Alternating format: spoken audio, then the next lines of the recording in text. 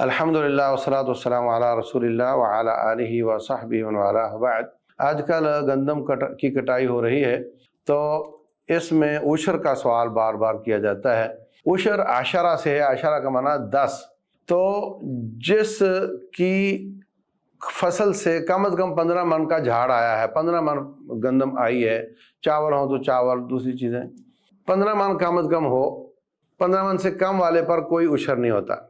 15 من یا اس سے زیادہ کسی کا جھاڑ آیا ہے، وہ جتنے بھی کھیت ہیں، تو اس میں اگر تو نہر کا پانی یا بارش کا پانی ہے تو 10%، 10%، 100 میں سے 10 بوریاں یہ اس نے اللہ واسطے دینا ہے زکوٰۃ کے طور پہ۔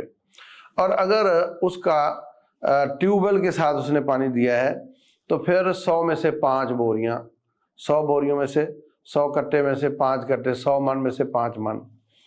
اور اگر کچھ آدھے مہینے اس نے ٹیوب ویل سے پانی لگایا ہے، پھر بارشیں ہو گئی تو بارشوں سے لگایا ہے، تو پھر اس کا درمیان کر لے، مطلب 7.5% کر لے، 7% کر لے اندازے کے ساتھ۔ تو یہ اس نے نکالنا ہوتا ہے۔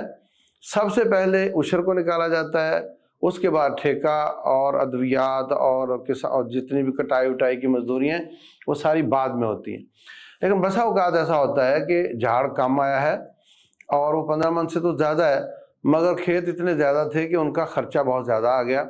اب اگر وہ اس طرح کرتے ہیں کہ جناب ان کو جا کر کے سب سے پہلے اگر عشر نکال دیتے ہیں اور بعد میں مزدوریاں دیتے ہیں تو ان کو کچھ بھی نہیں بچ رہا، بلکہ اخراجات زیادہ آ گئے ہیں یا برابر برابر رہ رہے ہیں۔ ایسی صورت میں علماء سے رابطہ کیا جائے تو علماء اجتہاد کرتے ہوئے اجازت دے سکتے ہیں کہ آپ پہلے اپنے اخراجات نکال لو، بعد میں جو بچے آپ کا اس میں سے عشر نکال لو، کیونکہ آپ کے پاس بچ نہیں رہا۔